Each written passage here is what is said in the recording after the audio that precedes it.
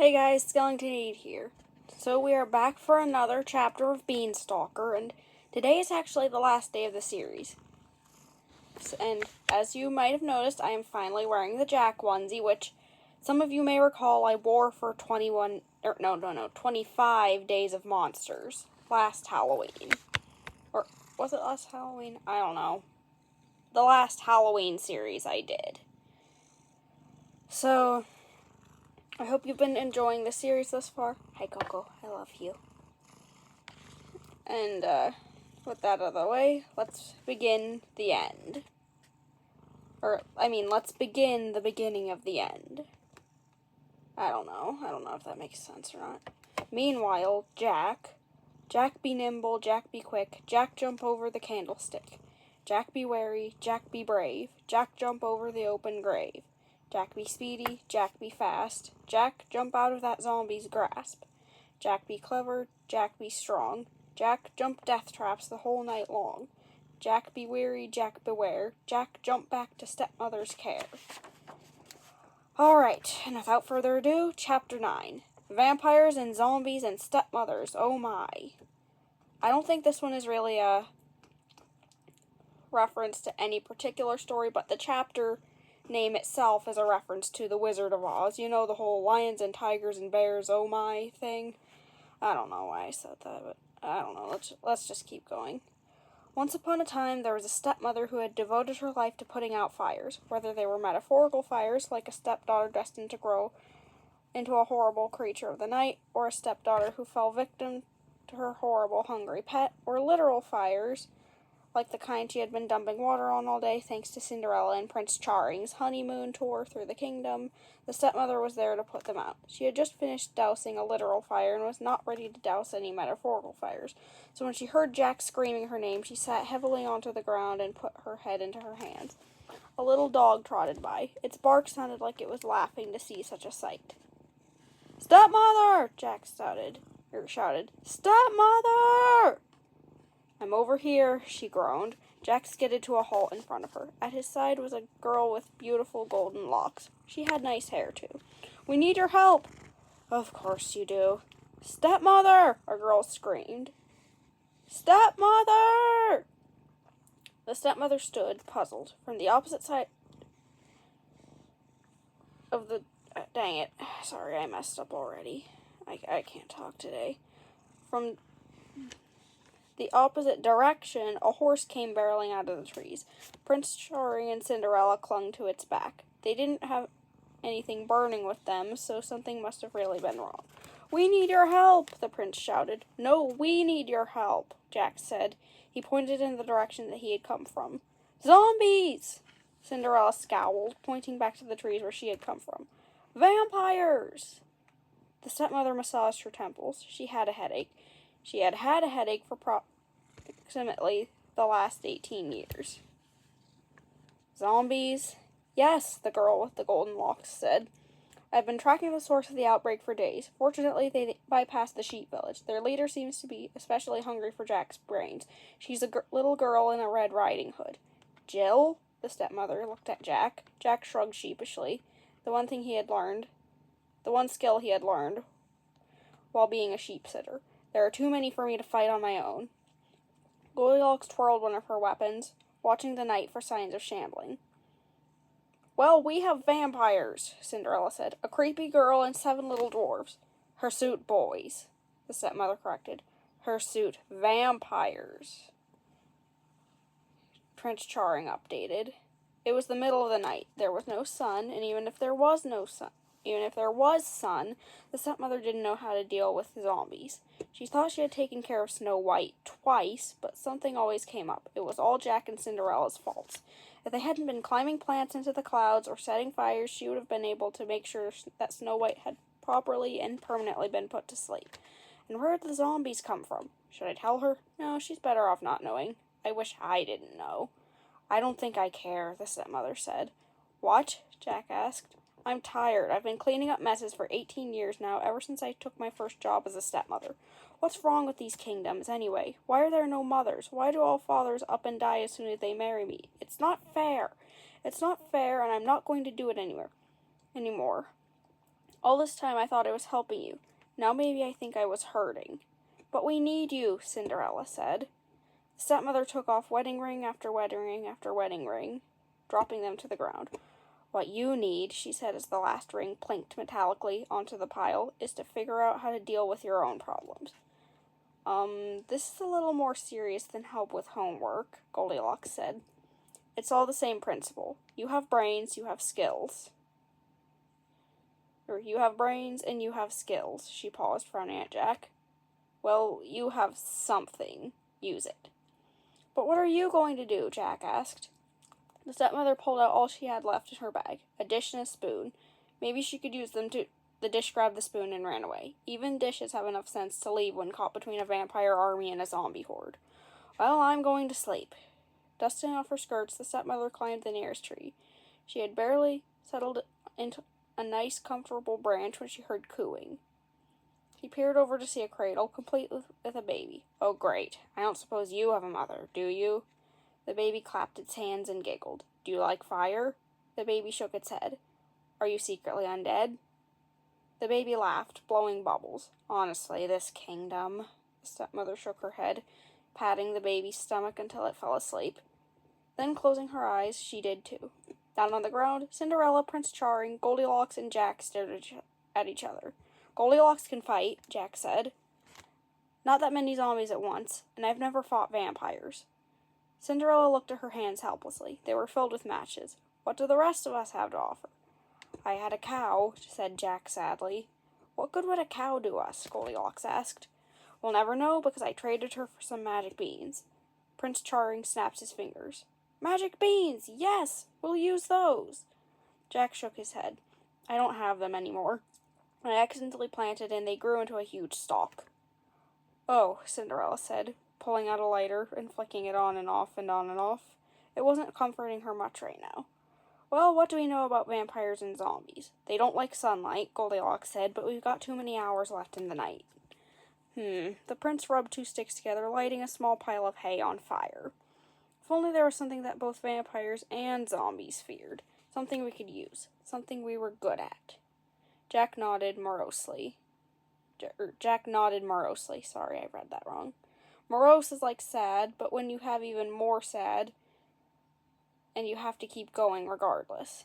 It wouldn't matter anyway, Jack said. The whole kingdom is blocked in by giant plants, so they're trapped in, and we are too. Or trapped in here, and we are too. Sorry. Goldilocks paced. If there was somewhere else we could send them, and some way to scare them into going there. Jack sat on the ground, defeated. I guess we're all going to be eaten. The end. Haha, just kidding. Wait, Jack said, staring up at those letters. I don't want this to be the end. Stepmother is right. I'm thinking short-term again. I need to think long-term. She said we already have everything we needed. Jack patted his shoulder sympathetically. Yes, then she climbed up a tree and went to sleep. Maybe her advice isn't super dependable. What are you good at? Jack asked Cinderella and Prince Charming. They both held up torches in response. And what are you good at?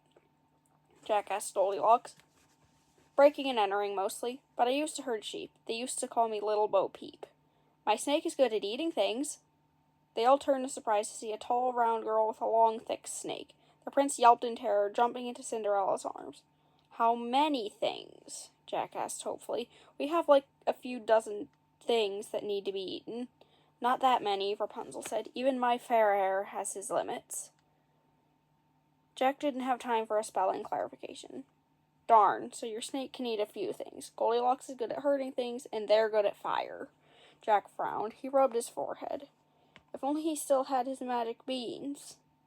If only he had a way to get those zombies and vampires out of the kingdom. If only...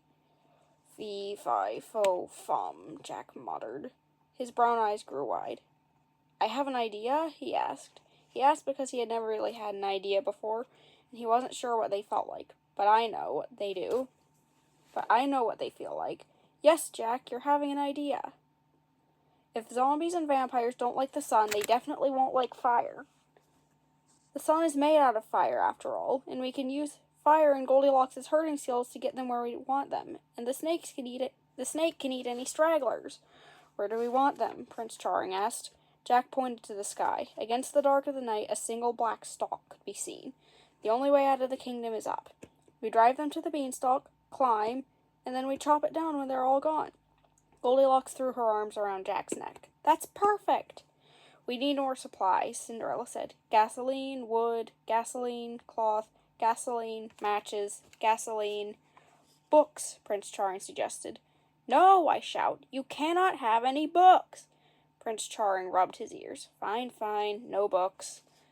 Rapunzel stroked her fair hair and gave him a pep talk. The prince stayed very far away from both of them. Goldilocks ran from house to house, breaking and entering. Normally I would chide her for violating the law, but tonight I'll cheer her on. Go, Goldilocks, go! Find those houses that are just right. Cinderella and Prince Charming followed, gathering every flammable and inflammable, which inexplicably mean the same thing because no one asked me if that made any sense before they decided that they could find. Or everything. Dang it. I'm going to read that again. I'm sorry. Cinderella and Prince Charming followed, gathering everything flammable and inflammable, which inexplicably mean the same thing because nobody asked me if that made any sense before they decided that they could find. Except books, because Prince Charming didn't want to make me angry. They already had angry zombies and angry vampires, after all. And nothing is more terrifying than angry narrators. Once everything was in place, all that was left to do was wait. Jack hated waiting. He always got bored. But he had finally found a good solution to boredom. Sheer and utter terror. He was so scared he couldn't even manage to complain about having to stand alone in the middle of the road. Fortunately, he didn't have to wait long. Led there by Red Riding Hood, the zombie hood shambled and lurched toward him. On the other end of the road, Snow White emerged from the night. Her smile was sharper than a knife, and behind her were the 7 hirsute vampires. When Snow White saw Jack, she hissed. Jack had been the queen's favorite. Spoiled and free, Snow White wanted his blood more than anyone else's, but she'd have to compete with Red Riding Hood, who wanted his brains more than anyone else's. Jack trembled. All he ever wanted, was something good to eat and a comfy place for a nap. But he had finally learned that you have to earn those things. Oh boy, he shouted. I sure do have a large, juicy brain. And so much blood you can practically hear me sloshing when I run. All the red zombie eyes and glowing vampire eyes turned and fixed on Jack. Jack, be nimble! Jack, be quick! Jack darted into the forest. Behind him he heard hissing and growling, shambling and darting, groans for his brains, and sweet, cheerful calls for some of his blood. Please. Or for some of his blood, please. I don't know, that doesn't make sense. He turned around. He nearly turned around, I mean. No, let me read that again. He nearly turned around. Snow White was so beautiful and so good and so sweet, but he knew Jill was back there with her little Red Riding Hood, and she wasn't good or sweet, so he kept running. Jack was getting tired, but he pushed himself to go even faster. Most of this was his fault, after all. When this was over, he was going to learn the name of every single vegetable in the world. He might even eat some of them. Finally, he saw the beanstalk up ahead of him. He ran past it and skidded to a halt on the far side. The vampires and zombies were almost to him. Now! He shouted. Cinderella and Prince Charming put their torches to the ground, and an impassable ring of fire whooshed up in a circle around the base of the beanstalk. Snow White screamed and cried, batting her eyelashes and crying pitiful tears. Little Red Riding Hood was so close to the flames that Jack could smell her cooking. It cured his appetite pretty well. Goldilocks ran around the perimeter, making sure no creatures escaped their trap. The fair air ate 1 wolf, 1 burly woodsman, and a single hirsute vampire. It was hard to slither anymore with such large lumps inside him, but Rapunzel clapped her hands with glee. Who's a good fair air? You are. Yes, you are. That's everyone, Goldilocks shouted. No more stragglers. Just go, Jack shouted at Jill. She was still trying to get through the fire to him. It's too hot! Even in her current state, Little Red Riding Hood knew that for once this, too, was too much. Following her lead, the vampires and zombies started climbing the beanstalk. Up, up, up they climbed. When the last trailing groan of brains had faded away to nothing, and Jack couldn't hear Snow White's tempting song anymore, Jack was handed an axe by Goldilocks. She grinned. You do the honors. Jack swung the axe with all his might. It hit the base of the beanstalk and barely made a dent. I mean, what did he expect? You really do need to start eating your vegetables, Jack. Panting for breath, he took another swing, then another. Rapunzel, impatient, took the axe from him. She had enormous muscles from hauling such a heavy snake up and down her tower.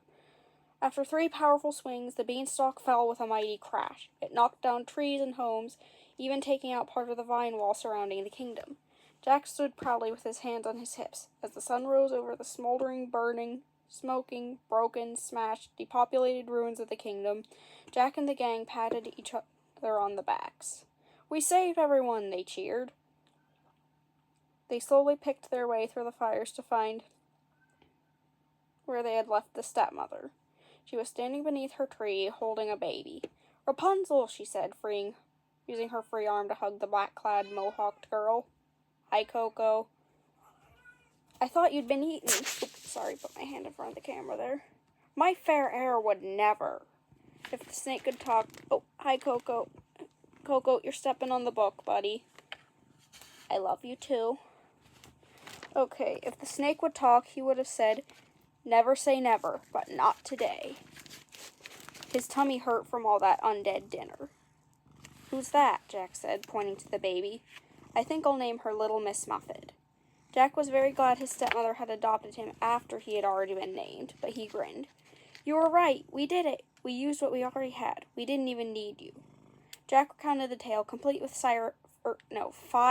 Dang it. Jack recounted the tale, complete with sound effects and a few fire flourishes from Cinderella and Prince Charming. And when they were all up there, we chopped down the beanstalk. Rapunzel cleared her throat, flexing her muscles. Well, Rapunzel chopped the beanstalk down, technically, but we all worked together. The stepmother nodded approvingly. "I can't believe it, but you did it. And you even managed to save Jill and Snow White." She wiped a tear from her eye. "You gave them a new home where they can be free, and where there's no one to turn into more vampires or zombies." Jack smiled even bigger. Then he stopped smiling. "Oh, well, the Cloudland isn't exactly empty per se. Oh no. Oh no. Fee, fi, fo, fum. Jack, that plan was really dumb." The end. For real this time. I am not sticking around this kingdom for 1 second longer. Everyone is invited over to my house for some nice peas porridge. I wouldn't take them up on that offer if I were you. 'Cause, yeah, if you know, you know. If you've been listening to the series, you know that peas porridge is a bad thing. Alright. Next up, we've got the acknowledgements and a short about the author section, and we'll be done. Acknowledgements. Once upon a time, an editor mailed me and said, "You know those fairy tale jokes you made on Twitter? I think there's a book idea there, and I want it." The editor was bright of mind and lively of heart, the black to my white, and very right. There was a book idea there, and thanks to Aaron Black's encouragement and insight, you just read it. I hope. It's weird if you're reading the acknowledgements first. Maybe you meant to cheat and read the end of the book, and you accidentally read this instead, in which case, shame on you, go back and start at the beginning. So thank you, Aaron Black, for being a girl with a secret monster heart and loving literary strolls in silly dark woods. Thank you to everyone at Scholastic for joining us for a picnic with a wolf or two. Thank you for Carol Ly, L-Y, it's spelled L-Y, for the frighteningly perfect page design. Thank you, Carl Kwasny, for such disturbingly delightful art. You're all worth more than a handful of magic beans, and way, way more than a handful of peas. Thank you to my agent, Michelle Wolfson, who all thought it sounded too scary but was willing to work with it anyways. I'm always so much scarier than you think I'll be. We short girls are sneaky like that. Heck yeah, short girls, rise up in the comments. Thank you to my very own prince, who practices the strictest levels of fire safety, Noah, and to our 3 delightful and well-behaved children, Elena, Jonah, and Ezra. They helped with my vocabulary and can spell well enough to save our lives should the need arise. Kids, if you promise never to get pet snakes, I promise to never make you peas porridge. Finally, thank you. Yes, you. No, not you. Just kidding. Just kidding. Even you. Thank you for reading. I've been trying to write the right book for kids just like you my whole career. I'm so happy it's in your hands now. I hope you loved it, and if you didn't, please bring all complaints to my friend, the fair heir. He's dying to eat you. Meet you. Yes, meet you. Alright, about the author. Kirsten White is the acclaimed best-selling author of And I Darken, the Paranormal Sea trilogy, I hope I pronounced that right, the Mind Game series, The Chaos of Stars, Illusions of Fate, and In the Shadows, with artist Jim D. Bartolo. She lives in San Diego with her husband and 3 children. Her life is as happy as a stroll through a dark wood with a full picnic basket. Visit her online at www.kirstenwhite.com. Okay, and with that, we are all done with Stalker. I hope you enjoyed the series. I'm sorry some of the episodes are so long, but some of the chapters are really long, so I don't know. And before we go, say hi to Coco, my spooky baby. Yeah. Alright. With that being said, happy Halloween, like, comment, subscribe, all that jazz, and I will see you next time. Bye!